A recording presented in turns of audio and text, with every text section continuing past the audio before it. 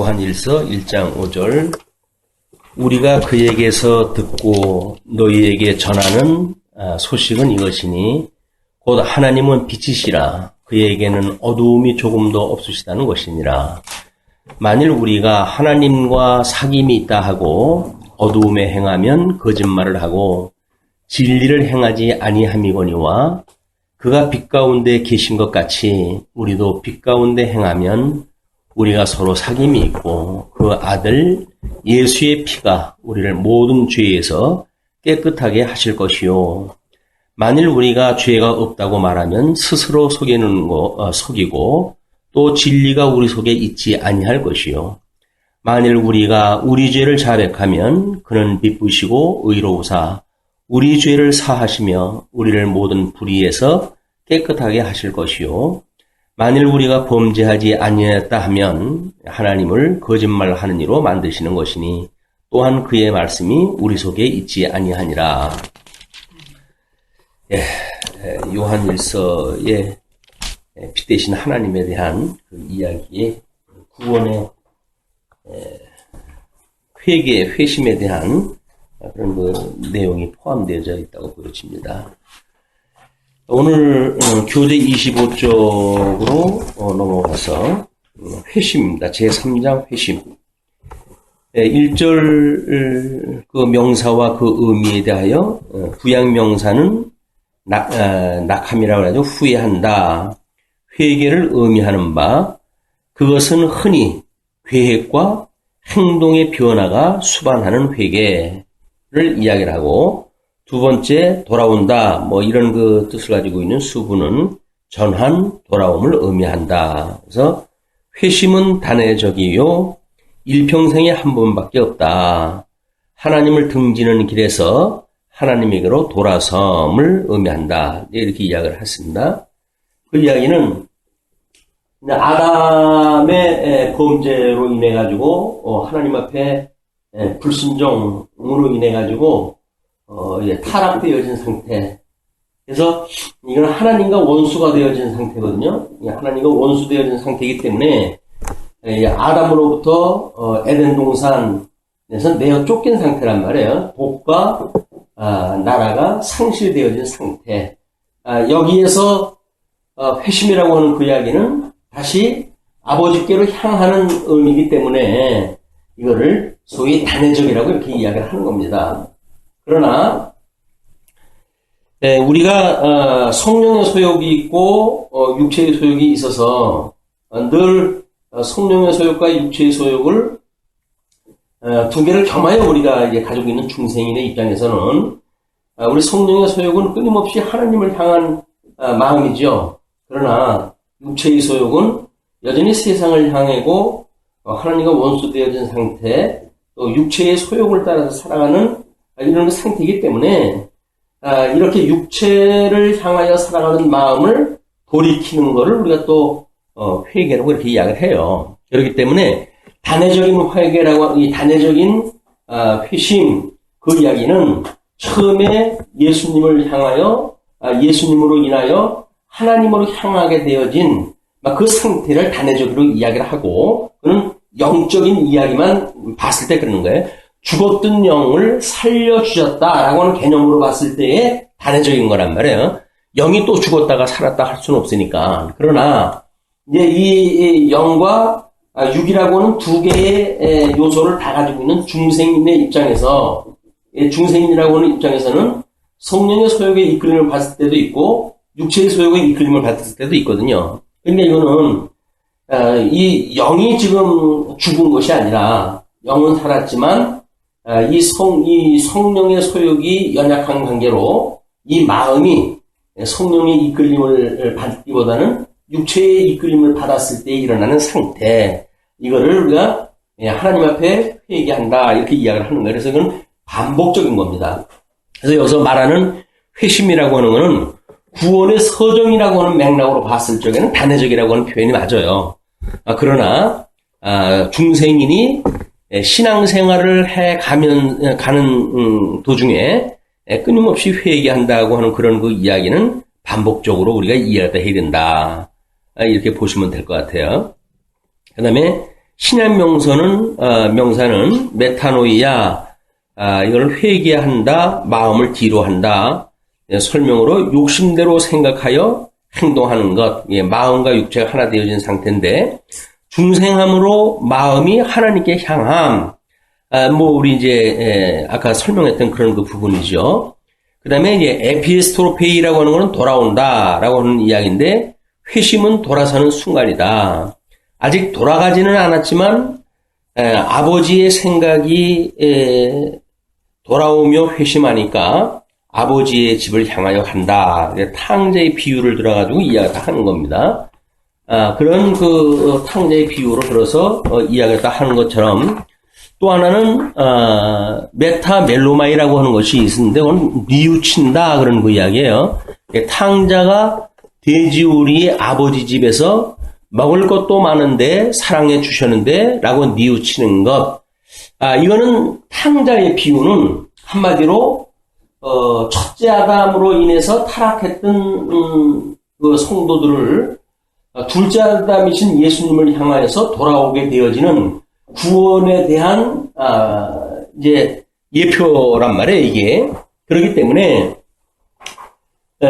이 아들이 돼지우리로 갔다가 다시 아버지의 집을 생각하고 돌아오는 이런 궁극적인 구원에 대한 거를 설명하는 방식, 그걸로 해가지고 다 설명을 한다면, 뉘우친다도 지금 거기에 예화에서 뽑아냈고, 그 앞에, 아직 돌아가지는 않았지만, 돌아서는 순간, 아버지를 향하여 그런 마음을 가졌을 때 그가 집을 향하여 갈 수 있다라고 하는 그런 맥락도 그 한 예로 설명이 되어졌단 말이야.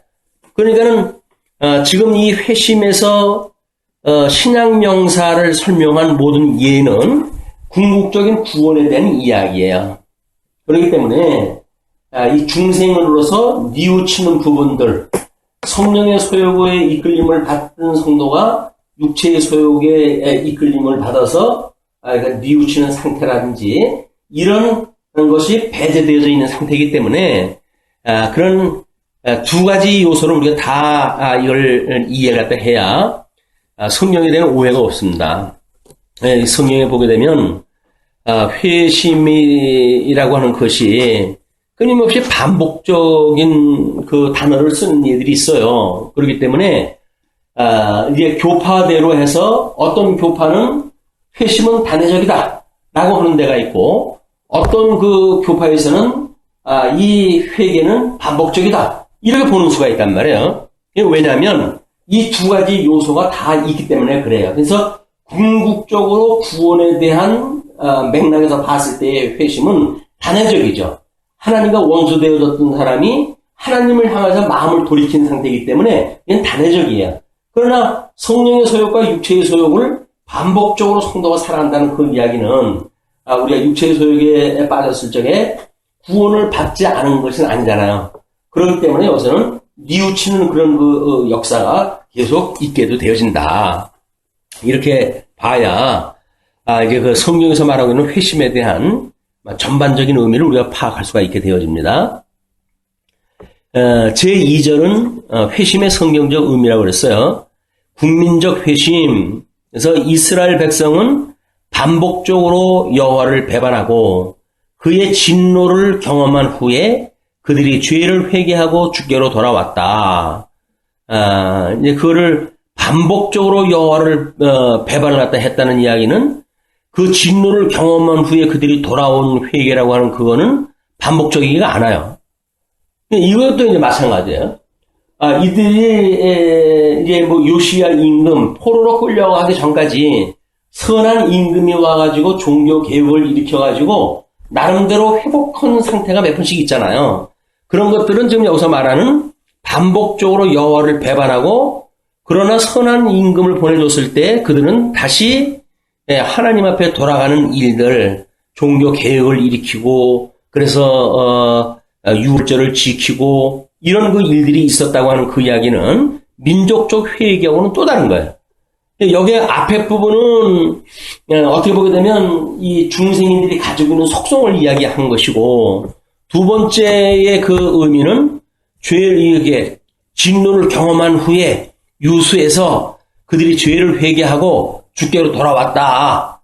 주께로 돌아온 거는 단회적인 거란 말이에요. 그래서 이건 단회적인 것과 반복적인 거를 섞어서 설명을 갖다 했기 때문에 여기서 회심의 성경적 의미라고 한다면 반복적으로 여호와를 배반했다고 하는 것이 아니라 창건되어진 언약 백성들이 그들이 하나님 앞에 불순종함으로 하나님 앞에 불순종함으로 하나님께서는 그들을 언약하신 대로 열국에 흩으셨고 그냥 이제 우리 유대를 포로로 끌려가게 하신 것처럼 그렇게 하셨고 그리고 또 다른 언약을 따라서 그들을 회심하셨다 다시 돌아오게 하셨다라고 하는 걸로 설명을 하게 되면 단회적이에요. 이스라엘 백성들이 단회적으로 어떻게 불순종하고 또 어떻게 유수를 갖다가 어떻게 회복하는지에 대한 것이 단회적인 역사로 설명이 되어진 거란 말이에요. 두 번째 넓은 의미의 피상적 회심이라고 이렇게 설명했다 했는데 일반적으로 악을 버리고 선의 경영함을 의미한다. 그래서 국민적 회심의 다른 명칭을 말한다고 이야기를 하는데 설명하기를 육체의 소욕이 처음으로 후퇴하지만 다시 하나님께 돌이킨다. 그러나 허물과 죄로 죽어버린 상태로는 가지지 않는다. 그 이야기예요. 이것이 구약적 예를 들어가지고 시내산에서 애굽으로 가지는 않지만 광야에서 때로는 다시 돌아가자고 하는 시도도 있고 반란의 시도도 있고 한 것처럼 반복적으로 있을 수가 있다. 그런 그 이야기입니다. 그래서 이걸 궁극적인 설명이냐 아니면 과정적인 어떤 의미의 설명이냐라고 하는 걸로 봤을 때 궁극적인 설명은 단회적이에요. 그러나 이 단회적인 회복에 있게 되어진 사람들이 그 가는 도중에 여정을 보게 되면 그럼 이제 반복적인 것이 포함되어져 있다. 이렇게 보시면 될 것 같죠. 세 번째는 일시적 회심, 중생의 결과가 아닌 진정하지 않는 회심들을 보여준다. 돌밭의 씨앗이라든가 이는 선택받은 백성이 아니라는 이야기죠. 진정한 중생이 아니다. 그래서 우리가 이제 외소라고 하는 맥락으로 해서 설명됐던 어떤 그 회심적 반응들 이런 것들이 전부 여기에 포함되어진다고 보여집니다. 네 번째, 좁은 의미의 진정한 회심이다. 사람이 흑암으로부터 광명에 사단의 권세로부터 하나님에게 전향함. 이건 좁은 의미로서 진정한 회심이라고 이렇게 이야기를 했는데 좁은 의미라기보다는 궁극적인 의미가 아닐까 싶어요. 그리고 이제 다섯 번째가 반복 회심에 대한 설명입니다. 회심자가 실족하여 타락하였다가 하나님께로 다시 돌아오는 것. 여기서 타락이라고 하는 그거를 마치 아담이 타락해서 불순종해가지고 그 영이 죽었던 타락 이런 개념으로 설명을 하면 안 됩니다. 성령의 소욕이 여전히 있는데도 불구하고 육체의 소욕으로 인하여서 그가 성령의 소욕에 이끌림을 받지 않는 상태를 이야기를 하는 거지 영이 죽어버리는 것이 아니란 말이에요. 그래서 그 반복적인 의미라고 하는 그것도 하나님께로 다시 돌아오는 것 그 개념이 그 죽었던 영이 살아나는 그런 그 개념하고는 차별화를 해서 설명을 해야 된다. 왜냐하면 그는 성령의 소욕으로 다시 돌아오는 것을 말하는 거니까 육체의 소욕으로 가졌던 것이 성령의 소욕으로 이제 회심하는 것을 의미하기 때문에 죽었던 영이 다시 살아나는 것 같은 개념과 분별해서 설명하는 것이 필요하다. 그래서 문제를 이렇게 이야기를 했어요. 회심은 단 한 번이다. 그러나 우리가 성화 과정에 있는 뉘우침은 그 반성, 뉘우치는 반성은 반복된다. 그래서 이거를 회심과 회개라고 구분을 갖다 해서 쓰자. 근데 이렇게 쓰는 것이 좋겠다. 그런 그 이야기예요. 회심이라고 하는 죽었던 우리 마음이 어두움에 갇혔던 마음이 할례를 받고 돌아서는 이거를 우리가 회심이라고 한다면 회개라고 하는 그 이야기는 끊임없이 다시 돌이키는 그런 걸로 쓰는 그래서 회개자에는 고칠 개자를 써가지고 우리들이 뭔가 이 하나님의 성령의 소욕에 이끌림을 받다 육체의 육체의 소욕으로 우리가 들어갔던 사람들이 다시 돌이키는 것, 고치는 것 이런 것들을 회개라고 보면은 회심과 회개로 구분했다 하면서 이런 반복적이냐 단회적이냐라고 하는 걸 우리가 이렇게 정리를 갖다 해서 사용할 수가 있을 겁니다. 다음에 회심의 정의 타동적으로 회심은 하나님이 중생자로 하여금 의식생활 중에 회개와 신앙을 가지고 하나님 자신에게로 전향케 하시는 동작이다. 이 타동적이라고 하는 것은 우리가 스스로 되어지는 것이 아니라 외부로 이제 오게 되어지는 거니까. 그래서 하나님이 우리들의 중생자로 하여금 중생되어진 성도 죽었던 영을 살려나게 해서 그리고 의식생활 중에 회개와 신앙을 가지고 하나님 자신에게로 전향케 하시는 동작이다. 여기 또 섞여져 있는 개념이에요. 그래서 회개와 신앙이라고 하는 그 이야기는 반복적인 거 아닙니까? 그러나 우리 하나님 자신에게로 전향케 하시는 동작, 이런 것들을 보게 되면 이거는 철저하게 또 뭔가 단회적인 개념으로 소개가 되어진단 말이에요. 그래서 이걸 자동적인 회심의 정의와 어떻게 구별되어져 있는지를 보게 되면 자동적 그 회심은 중생자가 하나님의 은혜를 통하여 회개와 신앙을 가지고 하나님에게로 전향하는 의식적 동작이다. 그래서 여기는 의식적 동작을 이야기를 했고 타동적이라고 하는 그런 그 이야기는 전향케 하시는 동작이다. 이렇게 이야기를 해가지고 자동적이라고 하는 것을 의식이라고 하는 것으로 차별화를 갖다 했거든요. 그래서 문제 제기했다 하기를 자동적은 진정한 정의가 아니다. 타동적으로 정의를 내려야 된다. 그런 그걸로 이걸 정리를 갖다 하려고 그래요. 우리가 물론 회개에 대한 것도 여전히 성령의 역사고 회심이라고 하는 그것도 성령의 역사예요. 둘 다 성령의 역사인데 만약에 타동적이냐 자동적이냐라고 하는 그런 그 개념을 구분을 갖다 하려면 이게 타동적 이거는 성령의 절대적 주권에 의해 가지고 우리가 죽었던 영이 살아나서 그죠? 중생자로 만들어서 그리고 의식생활 중에 회개와 신앙을 가지고 하나님 자신에게로 전향케 하시는 동작이다. 전 포괄적인 설명을 넣으면 되겠고 자동적 회심이라고 하는 그런 그 이야기는 이제 중생되자니까 중생되어졌으니까 그 중생된 사람이 하나님의 은혜를 통하여 그 이야기는 성령을 통하여나 똑같은 이야기예요. 그래서 회개와 신앙을 가지고 하나님에게로 전향하는 의식적 동작이다. 이것이 아니라 성령의 소욕으로 인하여서 이제 하나님의 기뻐하시는 뜻대로 살아가는 일, 하나님에게로 전향하는 의식적 동작 이런 개념으로 차별화를 하면 이게 따로 설명을 할 수 있지 않을까 이런 생각이 듭니다. 그래서 우리 전 포괄적인 그리고 궁극적인 회심은 타동적 성령의 전폭적 역사로 설명하다 하고 그다음에 이 자동적이라고 하는 그런 그 이야기는 나름대로 하나님의 그 은혜를 통해 가지고 회개와 신앙으로 전향하는 일 이런 거를 의식적으로 이제 동작을 한 걸로 설명이 되어진 겁니다. 사실은 그래서 문제 제기를 하기를 자동적은 진정한 정의가 아니라고 이야기하는 것이 이게 자동적으로 되어진다는 것이 하나님의 절대 주권적 외부적 어떤 그 섭리가 아니고 스스로 되어지는 게 없잖아요.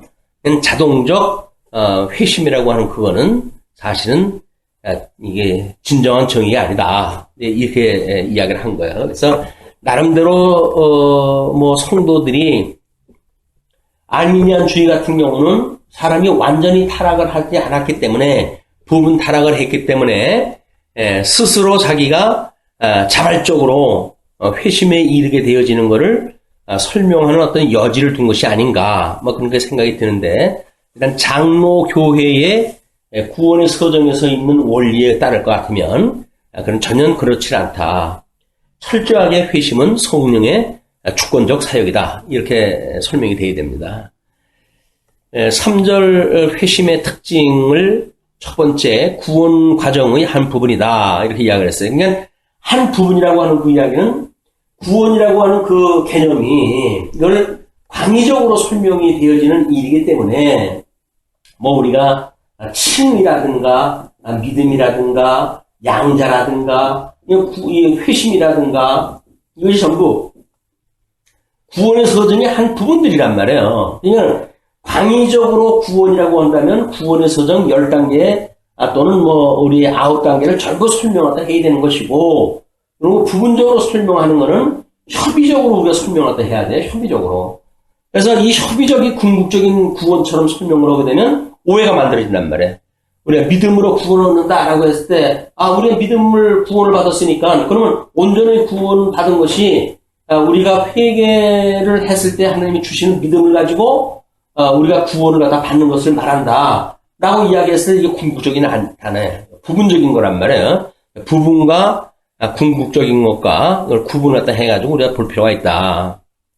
그래서 그 구원 과정의 한 부분이고 재창조의 동작이다. 재창조라고 하는 그 이야기는 새로운 피조물이라고 그렇게 이야기를 했으니까 하나님께서 죽었던 영혼을 새롭게 새로운 그 하나님의 형상을 닮아가지고 새로운 피조물로 만들어가는 것, 이걸 재창조의 동작이라고 이렇게 이제 설명했다 한 겁니다. 그 다음에 각성의식에서 된다. 이 각성의식이라고 한다면 우리 인식론적 차원에서 인간이 그러면 스스로 각성할 수가 있는가라고 하는 문제이기 때문에 이것도 성령에 의한 우리 인식의 원리에 따른 각성이에요. 그리고 구원 과정의 한 부분이라고 봤던 협의적인 것도 궁극적으로 하나님의 사역이에요. 그리고 재창조의 동작이라고 하는 그 이야기도 예수 그리스도의 형상을 닮아가게 하시는 부분적인 하나님의 섭리의 표현 방법이다. 그렇기 때문에 뭐 각성의식과 뭐 재창조의 동작과 구원 과정의 한 부분을 따로 설명할 수 있는 게 아니죠. 그리고 네 번째, 옛사람을 벗고 새 사람을 입음을 말한다. 이 새 사람을 입었다는 그 이야기는 죽었던 영이 살아난 걸 이야기하는 거 아니에요. 죽었던 영혼이 살아났다. 중생이라고 이렇게 이야기를 했어요. 그리고 옛사람을 벗고 새 사람을 입는다고 하는 그런 개념이 죽었던 영이 살아나고 그리고 성령의 소욕이 점점 성장해져서 육체의 소욕을 감싸 안게 되어질 때 이걸 우리가 소위 말해서 새 사람을 입는다 이런 표현이란 말이야. 그 입는다라고 하는 그 이야기는 현대 진행형으로 지속적인 설명이어야지 이것이 단회적이라고 하는 어떤 그런 회심의 성경적 의미에다가 그 다음에 옛사람을 벗고 새 사람을 입는다라고 하는 거를 단회적으로 그렇게 되어지는 걸로 설명이 되어지게 되면 이게 중복이 이제 오해가 일어나는 거예요. 우리가 회심을 하게 되면 사람이 회심을 하게 되면 다시는 죄를 짓지 않는다든지 이런 식으로 설명을 또 하면 안 된다. 그래서 다섯 번째 설명이 이게 단번적 변화라고 이렇게 이야기를 하잖아요. 그 이야기는 뭐냐면 우리가 방향이 세상을 향했던 마음이 하나님께로 향하는 그 마음의 변화를 말하는 것이지. 이것이 중생한 성도가 성령의 소욕과 육체의 소욕에 번갈아 가는 그런 그 변화를 이야기하는 것이 아니다. 그래서 이 회심의 특징은 단번이다, 한 번이다, 단 한 번이다 이렇게 이야기를 하는 거예요. 단회적이다 그런 그 이야기죠. 그 다음에 여섯 번째 왕급의 차이를 이렇게 이야기를 합니다. 주권적인 하나님은 죄인들을 자기와의 교통에 회복시킴에 있어서 여러 모양의 방법을 자유롭게 사용하신다. 그래서 사울은 돌연적, 오바댜와 디모데 같은 경우는 점진적 회심을 쓰셨다. 이렇게 이야기를 하는데 그것도 회심을 설명하는 데 오히려 오해를 불러일으켜요. 왜냐하면 사울의 이 돌연적이라고 하는 그 이야기는 이제 다메섹 도상에서 예수님을 만나고 그가 단번에 어떤 회심을 체험을 하잖아요. 그 체험을 갖다 하고는 그 다음에 성령의 충만함을 입고 성령의 사역을 따라가지고 그 사역을 갖다 했기 때문에 돌연적이라고 하는 설명을 이제 붙였고, 디모데 같은 경우는 끊임없이 사울에 의하여 교육을 받고 그렇게 허물어야도 점진적 회심이 되어졌다고 설명하려고 이걸 이렇게 표현하다 했는가 본데 그렇지는 않습니다. 디모데의 회심도 단회적이고 그리고 사울처럼 돌연적인 거예요. 어떤 하나님의 이 전폭적인 주권적인 사역에 의해 가지고 단회적으로 돼버리는 거지 점진적으로 된다고 해가지고 그러면 어떻게 해? 하나님하고 반대로 돼 있으니까 180도 아니에요? 180도에서 170도로 160도로 해가지고 나중에 0으로 돌아가는 그런 그 개념이 아니란 말이에요. 이거는 하나님과 반대되어졌던 세상을 향해서 이제 있던 그 마음이 단번에 하나님을 향해서 돌아서는 일이기 때문에 이렇게 만약에 사람별로 구분을 또 한다면 지금까지 설명했던 회심의 모든 설명이 전부 잘못되어지는 겁니다. 그래서 여러 모양의 방법을 자유롭게 사용하신다고 하는 그런 이야기는 회심이라고 하는 거는 단회적으로 그냥 하시되 그리고 성령의 충만함을 주어줘가지고 사도 바울처럼 그렇게 하나님 앞에 정말 지속적으로 성령 충만함을 입은 사람도 있지만 때로는 시험이 들거나 이렇게 해가지고 반대로 가는 사람이 있단 말이에요. 누가라고 하는 사람도 마찬가지죠. 전도여행 1차 전도여행을 가가지고는 자기 몸이 아프다고 하는 이유로 해가지고 1차 전도여행에서 포기를 하잖아요. 그런 그 일로 인해서 사도 바울은 매우 노하게 되어집니다. 그렇기 때문에 만약에 누가가 그렇게 마가가 다시 전도여행을 포기했다라고 하는 그런 그 이야기는 점진적 회심이라고 하는 개념이 달라요. 그거는 육체의 소욕이나 그런 거에 의해 가지고 성령의 충만한 지속적인 성령의 충만함을 입지 못했던 까닭으로 보아야지. 그를 어떤 회심이 어떤 사람한테는 돌연적이고 어떤 사람은 점진적으로 회심하고 이런 개념이 아니다. 왜 이런 표현을 또 하냐면 점진적 회심이라고 하는 우리 반복적 회개의 개념이 뭔가 한 번에 묶어서 설명을 하려고 하니까는 점진적 회심을 넣고 싶은 거예요. 왜? 단회적 회심은 이렇게 하나님을 향해서 돌아서는 마음이니까 모든 설명이 가능하단 말이에요. 근데 중간에 보면은 자꾸 반복적인 회심을 주장하는 교파들도 있고 성경에서 그런 사례들도 있고 라고 하니까는 이거를 어떤 점진적 회심이라고 하는 걸로 구분되어졌는데 그게 아니다. 점진적 회심이 아니라 죽었던 영이 살아나는 건 단번이죠. 단번에 죽었던 영이 살아나는데 무슨 방향을 둬가지고 점진적으로 5% 살리고 10% 살리고 이렇게 살리는 게 아니니까 단번에 살리는 일이다. 단번에 살리지만 성령의 소욕과 육신의 소욕으로 인해 가지고 그런 반복적인 것이 있기 때문에 성령의 소욕으로 지속적인 성령의 소욕에 충만함을 받는가 아니면 성령의 소욕과 육체의 소욕을 반복적으로 받는가에 대한 차이로 설명이 되어야 된다. 나는 별로 죄를 짓고 살지 않았다. 모태 신앙은 좀처럼 변화가 크게 나타나지 않는다. 아주 강팍하게 살아왔던 사람은 갑자기 나타난다. 그래가지고 설명을 하려고 그랬는데 나는 별로 죄를 짓고 살지 않았다. 이게 좀 어떤 온건한 삶을 살았던 사람들은 그런 것들이 오래 걸려가지고 뭔가 이렇게 내가 회심이 됐구나 이런 걸 알 수 있다고 하는 걸 설명하려고 했던가 모르겠는데 괜히 신학적 오해만 있을 뿐입니다. 모든 회심이라고 하는 건 즉각적이고 단회적인 거예요. 죽었던 영을 살리는데 무슨 창조할 때 하나님께서 아담을 갖다가 흙으로 만드시고 그 코에 생기를 불어넣어가지고 생명이 되게 하시는 거지. 흙을 만들어 놓고 생기를 불어넣을 때 찔끔찔끔 해가지고 집어넣는 게 아니잖아요. 그냥 한번 훅 하고 불어넣어가지고 생명이 되게 한 거지.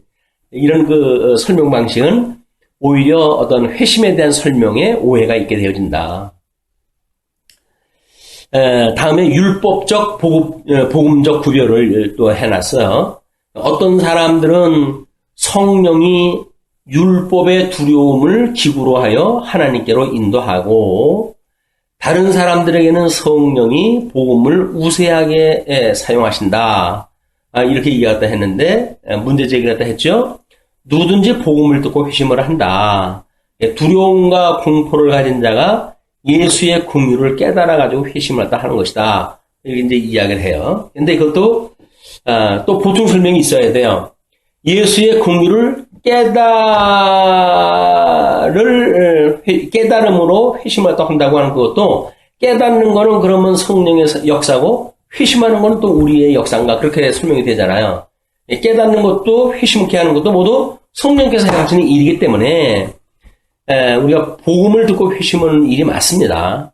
구약 성경에 뭐 율법과 복음을 나눠가지고 설명을 하는데 성경 어디서도 율법과 복음을 이원화해서 설명을 하진 않아요. 같은 원리임을 설명을 하지.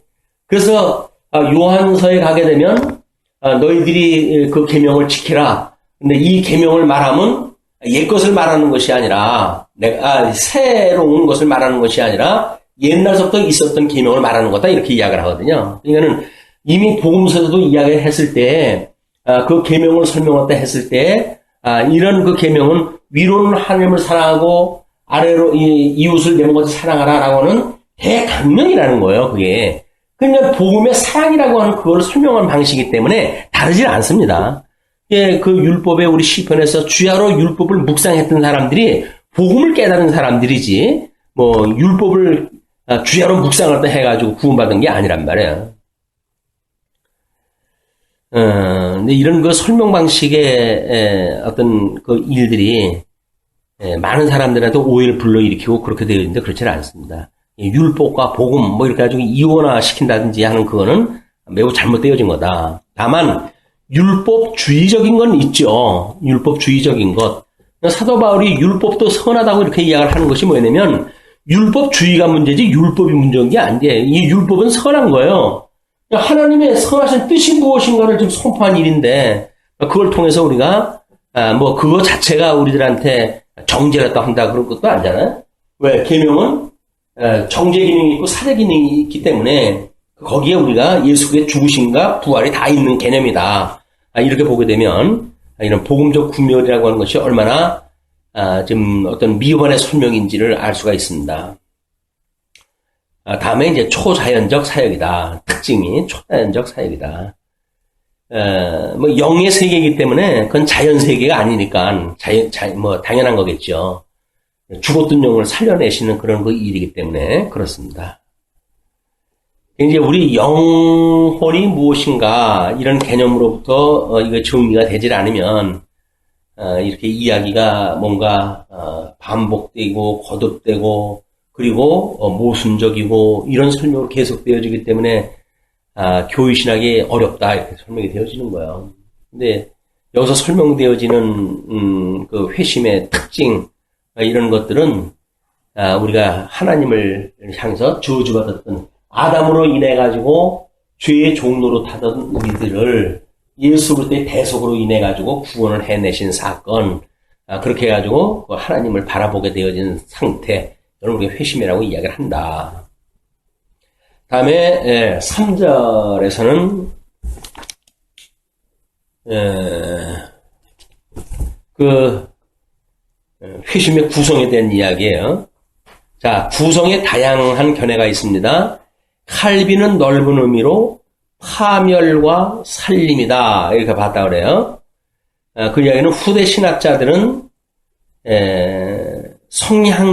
성향적 회심, 영혼의 주관적 성향을 변하여 사람으로 하여금 죄를 미워하고 하나님과 선을 사랑하게 하는 것 또는 행동적 회심, 그래서 중생한 사람의 활동을 구분하다 하였다 이렇게 이야기를 합니다.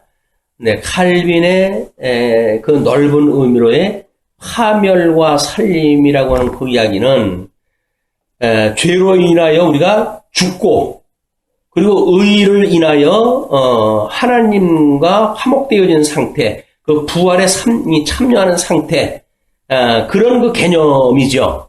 우리가 죄의 몸이 파멸되어지고 그리고 죽었는 우리들이 예수님과 함께 부활되어지는 것, 이거를 회심이다. 구성의 우리가 이런 그 구성으로 회심의 구성으로 봐야 된다. 이렇게 보아진 거예요. 물론 아담으로 인해 가지고 우리 방향이 마이너스 이 어둠을 향해서 있는 마음 아니에요. 근데 이 마음이 그 세상을 향했던 마음이 그냥 돌아서는 것만이 회심으로 볼 수 없는 것이 세상을 향했던 마음이 죽어야 돼요. 이걸 우리가 세례라고 봤을 때 예수님과 함께 죽고 예수님과 함께 살아나는 것, 죄에 대하여 죽고 의에 대하여 살아나는 것, 이거를 구성의 우리 그 회심의 구성으로 봐야 된다. 뭐 이렇게 설명하다 한 거예요. 그런데 이제 그 뒤에는 뭐 죄를 미워하고 하나님과 선을 사랑하는 것, 때로는 중생한 사람의 활동, 이런 것들은 이제 같이 넣고 있는데, 회심이라고 하는, 우리가 이제 구원의 서정 중에 협의적인 회심에 대한 걸 구분하고 있기 때문에, 그 회심이라고 하는 거는, 그렇게, 이 죽고 살아나는 그 두 가지만 설명이 되어지면 되지, 거기다 의의 열매로부터 뭐 이런, 이 나중에 구원의 서정에서 설명해야 될 다른 부분까지 여기다 전부 끼워 맞추게 되면 안 됩니다. 회심이라고 하는 그 이야기는 한마디로 예수님에 대하여 죄에 대하여 죽고 의에 대하여 살아나는 그런 그 상태를 회심이라고 보게 되면 이제 우리가 여기에는 지금 설명이 없지만 그걸 세례라고 이야기를 하잖아요. 세례라고 하는 그런 그 개념으로 구성을 이해하면 좋겠다. 거기 이제 설명을 그렇게 해놨어요. 회심은 옛사람은 죽이고 새사람은 살리는 것. 그래서 성향적 회심, 이건 죄를 미워하고 하나님과 선을 사랑하는 성격으로 향하고, 행동적 회심은 악한 일을 행동하지 않고 선한 일을 행동한다. 뭐 이런 설명이 되어져 있어요. 그런데 문제 제기하기를 성향적과 행동적 회심은 회심의 본질을 도덕적 바탕에 둔다. 그러나 도덕률과는 무관한 것이다. 그래서 기독교의 회심은 영적이다. 죽은 영혼이 중생함으로 하나님의 생명에 기인함으로 하나님께 향하는 것은 당연하다.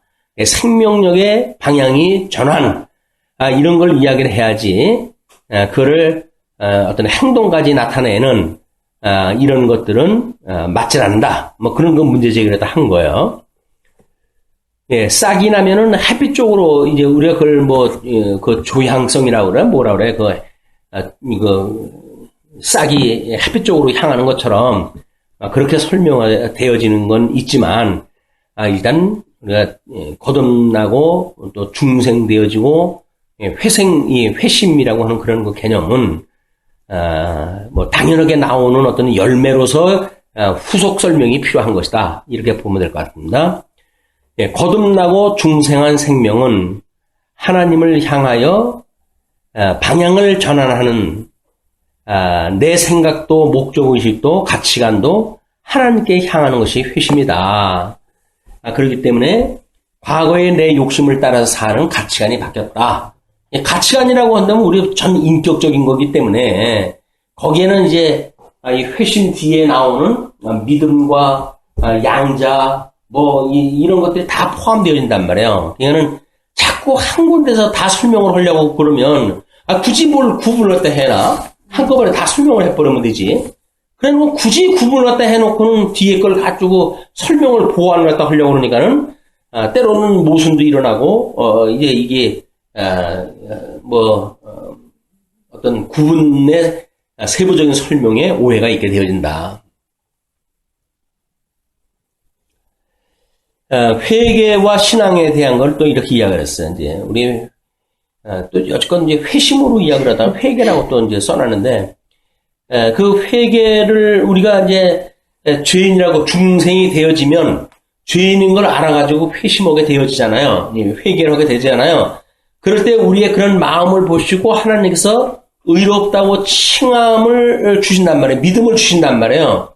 그 믿음을 보시고 하나님께서 의롭다고 칭해 주시는 거니까 우리가 회심할 때에 우리한테 하나님께서 믿음을 주신다. 이제 보통 이 이야기를 하니까 회개와 신앙이라고 한다면 이거는 뭔가 이 절차상의 순서를 설명하기 위한 이런 설명이 아니면 여기서 설명을 굳이 할 필요가 없습니다. 자, 그럼 한번 보세요. 회심은 죄인의 마음의 의식적 변화인 바, 죄인의 마음이라고 한다면 벌써 거기는 생각과 기억과 감정이 다 포함되어지는 개념 아니에요. 그래서 그 마음의 의식적 변화인 바, 그는 한편의 죄로부터 다른 편의 그리스도에게로 전환한다. 그래서 다른 한편의 죄로부터 그 이야기는 육체의 소욕으로 때로는 성령의 소욕으로 전환되어진다. 그런 그 이야기죠. 그래서 우리가 전자는 회심, 후자는 신앙으로 설명이 되어진다. 그 회심은 돌이키는 마음, 한편 죄로부터 이제 돌이키는 마음, 후자는 그리스도에게로 전환되어지는 믿음. 이렇게 설명을 하려고 하는데 그것도 그렇게 그렇게 우리들한테 도움이 되어지는 설명은 아니에요. 그래서 설명을 몇 가지를 붙여놨는데, 회심은 전향이고 하나님 편으로 심령이 정향하는 것이고, 신앙은 하나님을 의지하는 것, 이것이다. 이렇게 해가지고 회개와 신앙을 따로 설명한다 했어요. 그래서 회심 안에 회개와 신앙을 취급하면 따로 취급할 필요가 없다. 내 말이 자꾸 왜 이거 섞어가지고 설명을 하냔 말이야. 뒤에 이제 또 나오는데.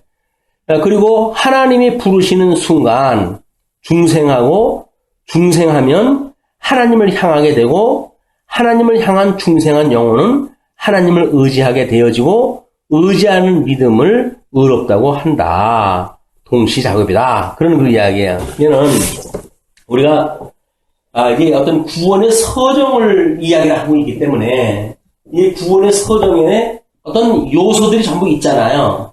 그러면 여기서 소명도 구원의 서정의 어떤 그 요소고, 여기서 우리가 이제 하나님이 죽어있는 우리를 살려주시는 그것도 구원의 서정이란 말이에요. 그 다음에 여기서 우리가 회심이라고 하는 그것도 이제 구원을 받기 위해서 주시는 과정이기 때문에 이런 요소들이 다 있는 거야. 그러니까 이거를 어떻게 논리적으로 설명하는가에 대한 신학적 대응이지, 이것이 어떤 차선을 따라가도 이렇게 되어진다는 게 아니라는 거예요. 시간을 두고 차서로 이것이 이루어지는 것이 아니라고 그러면서 중생과 또 신앙을 묶어서 설명을 하고 이렇게 되어진다고 한다면 이 설명이 안 되는 거 아니에요. 전제하기를 우리가 이 회심이 되어지면 우리에게 믿음을 주시고, 이 믿음을 보시고 주님께서는 의롭다고 칭해 주시고, 이 의롭다고 칭하는 사람들을 양자를 삼는다 라고 하는 걸 우리가 이 구원의 어떤 서정, 하나님의 아들로 성화되어져 가면서 살아가게 되어지는 시간 세계 속에서 있게 되어지는 구원의 서정과는 달리, 이건 논리적 순서란 말이에요. 논리적 순서. 논리적 순서로 정리를 하게 되면 자꾸 이렇게 다른 설명을 시간적으로 자꾸 질질 이렇게 끌어가면서 설명을 하게 되면 마치 이게 시간 세계 속에서 이루어지는 것처럼 보여지잖아요. 물론 시간 세계에서 주어지는 거지. 그러나 어떤 그 과정이 끝나면 그 다음에 그 과정이 또 가고, 그 과정이 끝나면 또 그 과정이 가고, 이렇게 해가지고 이것이 점진적으로 이루어지는 걸로 설명을 되어진단 말이에요. 아까 디모데의 그런 회심을 점진적 회심으로 본 것도 이런 오해로부터 만들어지는 일이다. 이건 전부 논리적인 순서일 뿐이에요.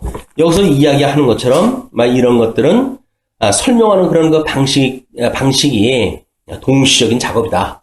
논리적인 순서일 뿐이다. 이렇게 우리가 이해를 하는 것이 구원의 서정을 이해하는데 매우 유익합니다.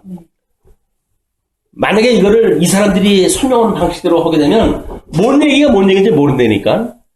소명을 이야기하면서도 구원의 이야기 다 나오고, 중생을 이야기하면서 또 다 나오고, 회심을 이야기할 적에도 다 나오잖아. 거기 즉각적이냐, 반복적이냐, 이렇게 해가지고, 그 믿음의 행위까지 다 언급이 되어지기 때문에, 이렇게 설명하는 거는 그렇게, 어떤 지혜로운 설명 방식은 아니다. 그리고 이제 회개의 세 요소를 설명을 하는데, 지성적 요소와 감정적 요소와 결의적 요소로 이렇게 나눴어요. 이건 회개가, 우리 어두워졌던 마음이 명철하게 되어지는 상태니까, 그러니까 마음이 여기서 소위 이야기하는 세 가지 요소가 있잖아요, 마음이. 지정이라고 하는 이것이 있어가지고, 마음이 우리로 하여금 어떤 깨달음을 주고, 우리가 생각과, 그 다음에 기억과, 그리고 감정이 깃들여져 있는 것, 또는 깃들이는 것, 이걸 우리가 마음이라고 정의 내렸단 말이에요. 이 세 가지의 요소를 통해 가지고 지정의라고 하는 인격이 있게 되어지니까 우리들의 죽었던 영이 살아난다는 이야기는 한마디로 영이 살아났으니까 육체와 더불어 있고 육체와 이 타락이 되어져 있을 상태는 영과 육과 마음이 함께 있는 상태예요. 그런데 영을 하나님께서 다시 살려주니까 우리들의 마음은 육체에 속해져 있던 마음이 육체에 속해져 있던 영은 하나님의 단번에 살려주시니까 영적으로 해가지고 우리 중생이 되어졌잖아요. 이걸 거듭남이라고 이야기를 했단 말이에요. 그렇게 했을 때 우리들의 마음은 이 육체의 소욕에서 완전히 벗어나는 것이 아니라 이것이 중간에 걸치는 상태, 이 중생인의 마음의 상태라고 이야기를 했으니까 이 마음은 단번에 이 영적 상태, 쪽으로 옮겨지는 게 아니에요. 이걸 이제 성화의 과정으로 설명이 되어지기 때문에 우리들의 마음은 아직도 육신의 소욕에 걸쳐있고 성령의 소욕에 걸쳐있는 이런 중생인의 특징을 가지고 우리가 중생에 대한 걸 설명해야 된다. 그래서 회개의 세 요소를 갖다 이야기했을 때 그 지정이라고 하는 마음을 설명하다 한 것, 이거는 불가피한 설명의 방식이죠. 설명이 내 생명이 있는 한 지정의의 작용이 이루어진다. 방향을 정할 때 필요하다. 그런 건데 방향이 아니라도 마찬가지예요. 우리가 위치적인 그 요소로 봤을 적에도 우리가 이 영에 걸쳐져 있는 이걸 우리가 혼적 기능이라고 이렇게 이야기를 하잖아요.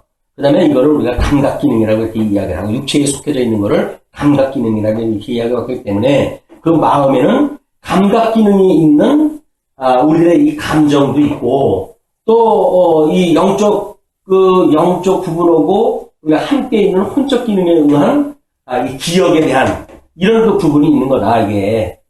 그리고 우리의 그 생각에 의해 가지고 지각과 감각이 불러일으켜진다고 그러지 않았어요. 그렇기 때문에 이 마음은 생각이 있는 곳이고 그 생각이 있는 곳으로 해서 지각과 감각으로 일어남으로 해가지고 인격, 지정이라고는 인격이 이루어진다. 그 이야기예요. 그러나 지정이라고는 그런 그 인격에 의해서 우리들의 그 감정적 요소는 그걸 담고 있는 육체라고 하는 그릇을 변화시켜 가기 때문에 덕성 문제가 없이 지정이만 가지고 설명할 수가 없는 거예요. 과거에 우리가 어떤 그런 설명을 했을 때 지정의라고는 세 가지 부분을 나누는 거는 어려움이 있다. 그래서 여기 영성이라고 하는 죽었던 영이 살아났으니까 이 영적 요소가 있잖아요. 그럼 이 영적 요소와 이 우리 지적 요소는 구분이 돼야 되는데 지정의라고 하는 걸로 세 부분만 나누게 되면 영적인 부분도 설명이 안 되고 육적인 설명도 안 된다. 이렇게 보면 되겠죠. 설명 방식은 조금 어려운 거지만 우리는 이제 잠언을 공부하면서 계속 그 5가지 덕성 부분을 이야기를 했기 때문에 아마 그 이해가 좀 될 거라고 보여집니다. 하나님의 사랑을 알고 하나님의 사랑을 느끼고 그에게 돌아선다. 그것도 논리적인 모순이 있죠. 그에게 돌아섰기 때문에 마음이 깨달음이 있기 때문에 마음의 할례를 받았기 때문에 그 다음에 마음의 이 하나님의 사랑을 알고 그 다음에 사랑을 느끼고 라고 하는 지성 훈련과 이 과정과 그 다음에 감성 과정이 있게 되어지는 거지. 어떤 그 지정의라고 해가지고 알고 느끼고 그리고 의지 활동이 일어난다. 라고는 과거적 방법은 설명이 잘못되어지는 방식이에요. 성경에는 끊임없이 우리 마음의 할례를 받으라고 이야기를 했고 마음의 깨달음이 있어야 우리가 알게 되어지는 걸로 되어져 있잖아요. 우리 성경신학적인 인식론에 이야기했을 때 하나님의 말씀을 깨달아 알고 믿어 경외하게 되어진다고 하는 그런 단계를 설명하는 것도 이렇게 어떤 세 가지 부분으로 설명하는 걸로 해서는 다 담아낼 수가 없습니다. 또 로마 교회의 고해성사는 덕으로서의 고해는 이런 점에서 성경 진리를 떠나 회개의 관념을 형식화하였다. 그들은 고해를 덕과 성례로 구별하고 덕으로서의 고해는 죄로 인한 근심, 죄를 버리려는 결심, 하나님께 만족을 드리는 목적으로 구성된다고 한다. 그러나 그들이 치중하는 성례로서의 고해는 세례받은 후에 범한 죄들의 용서를 위함으로 재판권을 가진 신부의 어떤 권한으로 이제 실행을 갖다 한다. 신부의 가지고 있는 권면 이런 걸로 실행된다고 설명을 한다. 그런 그 이야기거든요. 근데 이미 이 회심이라고 하는 그거를 덕성 부분까지 다 이미 언급이 되어지게 되면 그러면 성화를 갈 때는 뭘 또 이야기를 할 거예요. 성화라고 하는 그야말로 온 인격적 변화를 다 설명이 돼야 되는데 이 설명 방식도 중복되어지는 설명 방식입니다. 그 로마의 고해 성사를 네 가지 부분으로 나눠놨어요. 하나는 통회, 생득적 죄로 인한 근심을 다 제외하고는 자신 범죄에 대한 근심만을 포함한다. 또 뭐 고명은 모든 죽음에 이르는 죄들은 다 포함하며 고명되지 않은 죄는 사해지지 않는다. 뭐 이렇게 해가지고 또 뭐를 나눠놓고 뭐 이렇게 되는데 설명 방식만 어려워집니다. 보속이라고 하는 그런 개념도 넣었어요. 고통스러운 무엇을 인내하거나 어떤 곤란 혹 불유쾌한 사역을 수행하는 것으로 구성한다. 이것이 뭐 우리들의 어떤 고행주의를 갖다 하는 그런 그 일이기도 하고, 네 번째 고해의 결점. 교직자에게 고제하는 것은 회개도 아니고 회개의 시도도 아니다. 이제 이렇게 그걸 이야기를 해놨어요. 그래서 로마 교회의 고해 성사라고 하는 그 이야기는 회심이라고 하는 그런 맥락에서 사실은 설명할 부분도 아니라고 보여집니다. 왜냐하면 그들은 고해 성사를 반복적으로 하거든요. 그냥 단회적인 회심을 말하고 있는 우리의 교리에다가 반복적으로 하는 어떤 그런 고해 성사를 집어넣어가지고 비교한다고 하는 그것도 격에 맞지도 않는 일이고 그런 설명이 필요가 없다. 뭐 로마 교회는 회심을 성화 과정에 맞춘다. 도덕적이다. 인본주의적 회심이다. 아주 뭐 좀 비관적 표현은 다 갖다 집어넣어놨어요. 우리의 회심은 알지 못했던 예수님을 구주로 받아들이며 그리스도에게 향한다. 그래서 뭐 덕으로서의 회개는 원죄고 성령으로서의 회개는 자범죄. 신부가 용서해 줄 수 있다고 하는 걸 구분하고 그런다고 그러는데 전부 인본주의적인 어떤 그런 설명을 해가기 위한 수단들입니다. 우리 구원이라고 하는 그런 모든 서정은 전폭적으로 성령의 사역이에요. 그리고 우리 예수 그리스도의 절대 주권적인 사역이에요. 그렇기 때문에 이 구원의 서정을 다른 걸 자꾸 집어넣어가지고 중복 설명 이런 것들은 오히려 우리한테 이해를 어지럽힐 뿐이지 전혀 도움이 되질 않는다. 그래서 그럴까요? 다섯 번째, 참된 회개관을 넣었어요. 로마 교회의 외형적인 회개관에 대항하여 성경의 참된 회개관을 제시했다. 종교개혁적 의미를 가미했다 한 거겠죠? 내면적 동작이다. 진정한 내면적 회개가 있어야 된다. 그 다음에 소극적 조건이다. 조건이 아주 없는 건 아닌 걸로 지금 설명이 됐죠? 회개는 구원의 소극적 조건뿐이요. 그 다음에 적극적 방도가 아니다. 이것은 죄인의 현재 의무뿐이요. 과거 범죄로 인한 율법의 청구권을 말소하지 못하였다. 그래서 죄인의 의무가 아니라 하나님의 사역이라고 하는 어떤 하나님 관점으로의 구원을 자꾸 우리가 이해하는 것이 필요하다. 자꾸 인간적 요소를 집어넣어가지고 어떤 소극적 조건이라고 하는 그 이야기는 나름대로 조건이 있다고 하는 걸 설명하기 위한 것들 아니에요. 이런 것들이 오히려 우리의 전폭적인 구원, 우리의 전적 구원, 하나님의 은혜에 대한 우리들의 그런 찬미, 이런 것들을 감소시킬 그런 요소로 작동이 되어진다. 신앙과 관련되어져 있다. 진정한 회개는 신앙과 관련 없이 존재하지 않는다. 자주간 우리 구원의 서정으로 봤을 적에는 신앙 뒤에 이 회심 다음에 신앙이 나와요. 그걸 관련이 없을 수는 없죠. 근데 그거를 그 두 개만 넣어가지고 뭐 관련이 있는 것처럼 설명을 하기도 웃기잖아요. 우리의 신앙을 하나님께서 우리 회심한 성도들에게 신앙을 주신다. 라고는 또 논리적 순서를 설명하는 데는 필요하지만 그걸 차별을 갖다 해가지고 뭐 관련이 있다는 둥 이런 걸 설명을 할 필요가 없다. 그리고 회개가 신앙으로 이어진다. 뭐 이것도 어떤 논리적인 순서로 되어지는 거죠. 회개가 신앙으로 이어진다는 이야기는. 근데 우리 회개의 구성이 죄로 인하여 죽고 의에 대하여 살아난다고 한다면 그것이 신앙 아닌가요, 또? 그렇기 때문에 그것도 또 중복되어 있는 설명이에요. 신앙에 회개 있다. 신앙과 관련이 있는 거고 신앙에 회개 있다라고 하는 건 뭐야? 뭐 내 가슴에 넣어 있다라고 하는 건가? 참된 신앙이 있는 곳에는 참된 회개도 있다.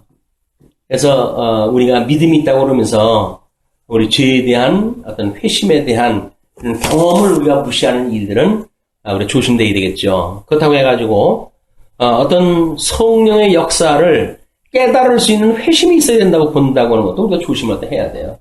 그걸 만약에 하게 되면 우리가 어떤 성령의 충만함을 받아가지고 뜨거운 뭐가 있어야 되고 이런 체험적 이 회심을 우리가 이야기하기 때문에 그게 신비주의의 조건이 되어진다. 그것도 매우 조심을 갖다 해야 되는 문제고.